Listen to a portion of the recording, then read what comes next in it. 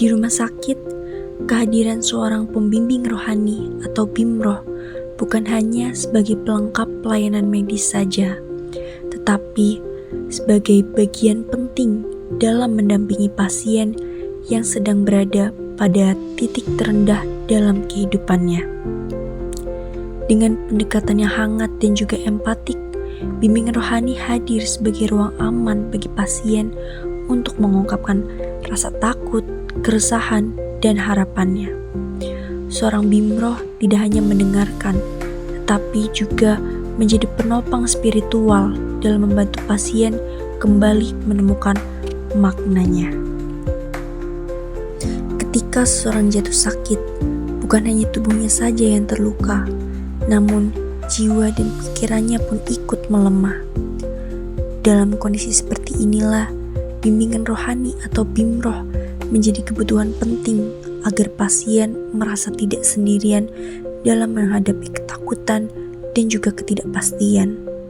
Hal ini sangat dirasakan oleh pasien dengan penyakit autoimun seperti lupus. Perubahan fisik yang drastis, rasa nyeri yang tak kunjung reda, seringkali menimbulkan tekanan mental yang berat. Dengan adanya komunikasi yang hangat, sabar, dan penuh empati, pasien akan dapat merasa lebih tenang.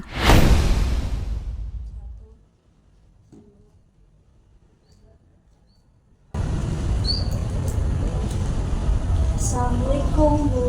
Waalaikumsalam. Silakan Mbak. Gini. Silakan ngabarin apa dari saya Mbak. Oh iya, sebelumnya minta sebentar nih Mbak.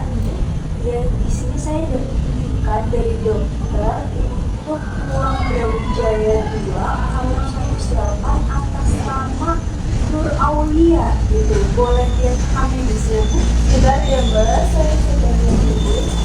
Ya.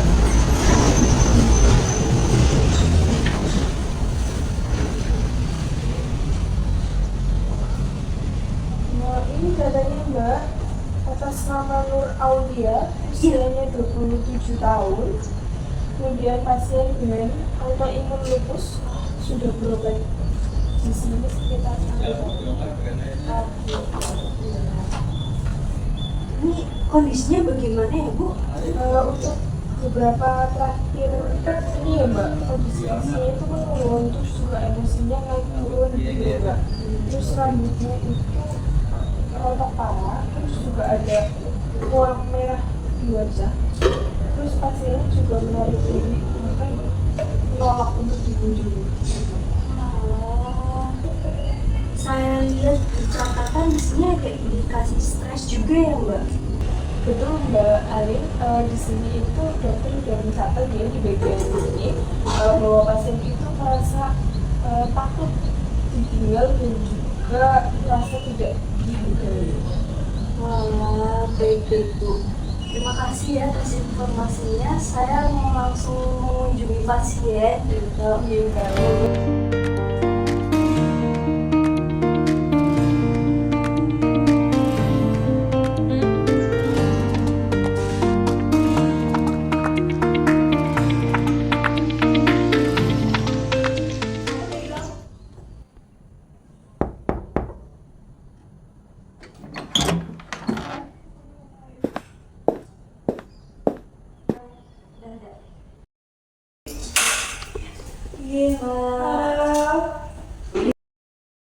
Assalamualaikum Bu. Waalaikumsalam Mbak.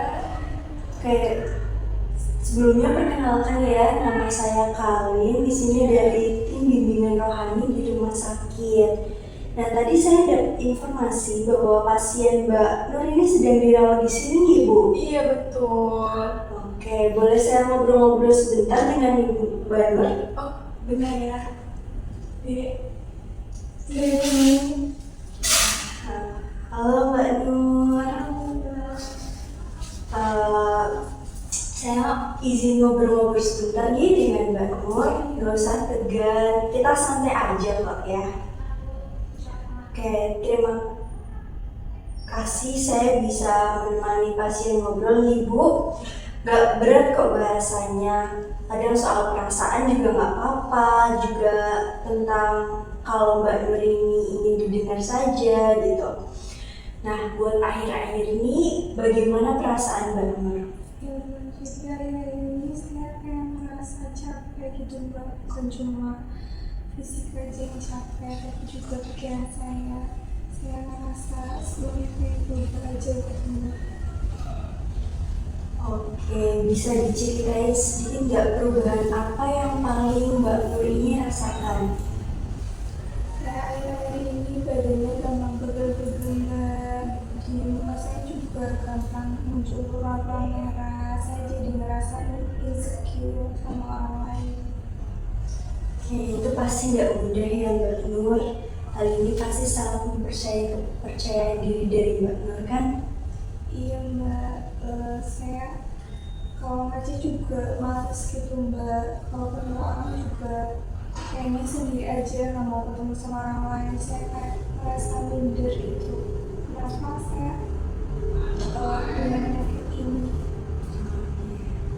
Baik, itu pasti nggak mudah. Saya dengar Mbak Nur juga beberapa minggu terakhir itu udah mulai berhenti minum obat ya Mbak? Ya Mbak, emang beberapa minggu terakhir ini saya berhenti minum obat. Saya merasa ngapain ya saya minum obat kalau ujung-ujungnya saya juga. Oke, jadi Mbak Nur sempat merasakan kayak kehilangan harapan seperti itu.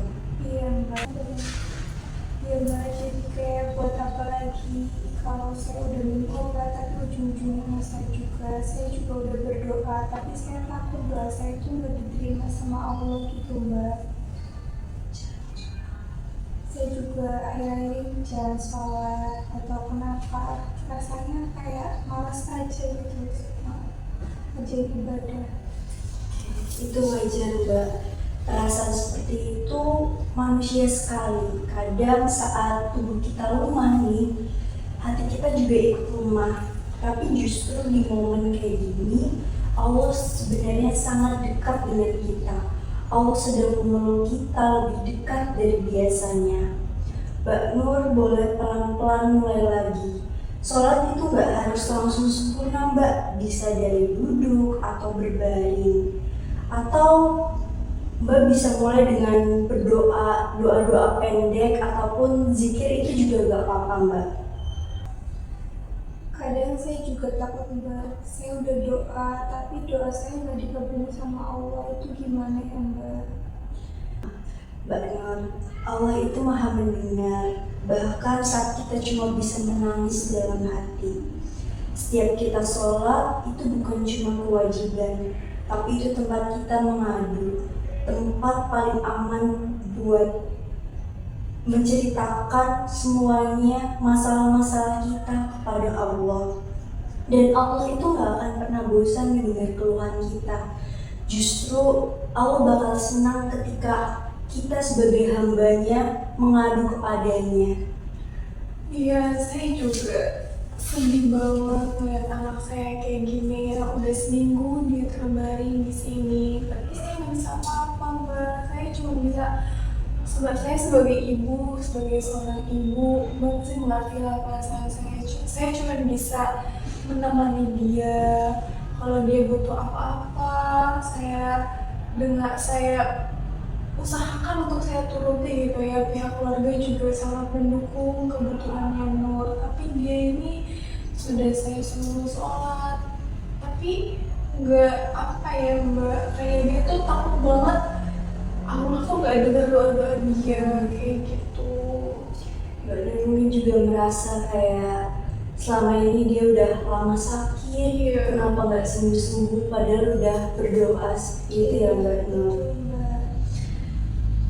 Dan ibu sudah melakukan hal yang benar gitu, tetap ada di sampingnya, itu jadi kekuatan yang sangat luar biasa bagi Mbak Nur yang saat ini belum bisa banyak beraktivitas gitu. Apalagi Mbak Nur merasa kepercayaan dirinya menurun, belum mau bertemu dengan banyak orang. Dengan kehadiran ibu di sini adalah salah satu bentuk dukungan kepada Mbak Nur saat ini. Saya harap juga Mbak Nur bisa segera pulih, Ibu. Amin. Ya Mbak, terima kasih ya Mbak atas doanya. Sebenarnya saya belum tahu harus mulai dari mana, tapi saya pelan-pelan mencoba Mbak. Mbak Nur, pelan-pelan saja ya. Semua itu nggak ada kata terlambat. Bahkan saat kita cuma bisa bilang, ya Allah, aku lelah, itu sudah cukup untuk membuat Allah itu mendekat kita. Kalau Mbak Nur berkenan, sebelum saya pamit, kita berdoa sebentar, boleh? Boleh. Boleh, nanti Mbak Nur bisa bantu mengaminkan juga ya. Ya Allah, yang Maha Pengasih lagi Maha Penyembuh, ringankanlah tubuh Mbak Nur dari rasa sakit. Tenangkanlah hatinya dari gelisah dan juga kecewa. Tumbuhkan kembali harapannya dan kuatkan ia untuk terus bertahan. Jadikan setiap tetes air matanya sebagai penghapus dosa dan setiap hembusan nafasnya sebagai zikir yang terterima. Amin ya rabbal alamin. Semoga Mbak Nur lekas sembuh dan bisa kembali beraktivitas seperti sebelumnya ya. Terima kasih ya Mbak. Ya, terima kasih Mbak Nur dan Ibu. Sampai ketemu lagi di kesempatan lainnya.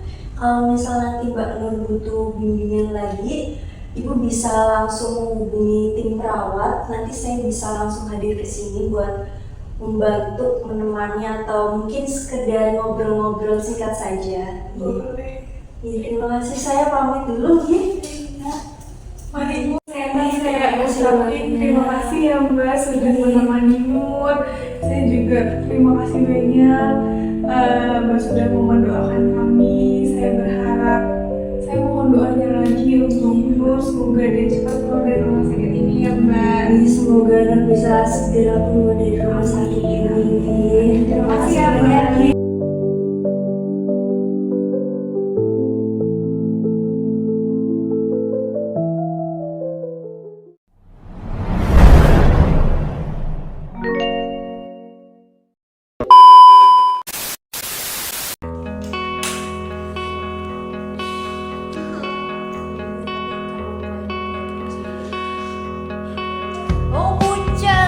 Menyesal aku sampaikan cinta monyetku ke Kanya dan Rebecca.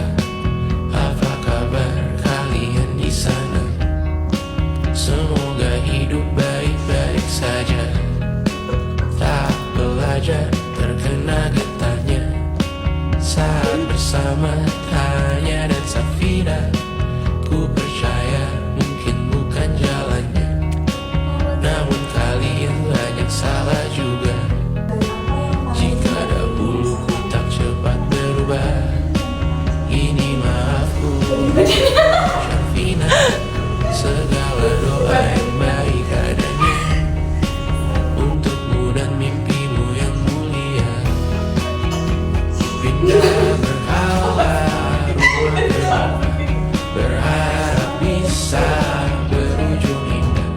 Walau akhirnya harus berpisah, terima kasih karena ku tak mudah. Jangan ketawa, jangan ketawa. Rumah ke rumah, berharap bisa berujung indah. Walau akhirnya harus berpisah, terima kasih karena ku tak mudah.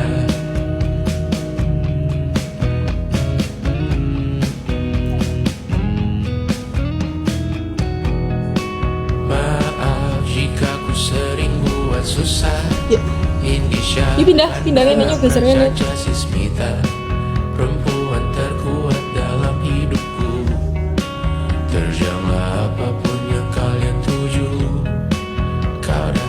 sa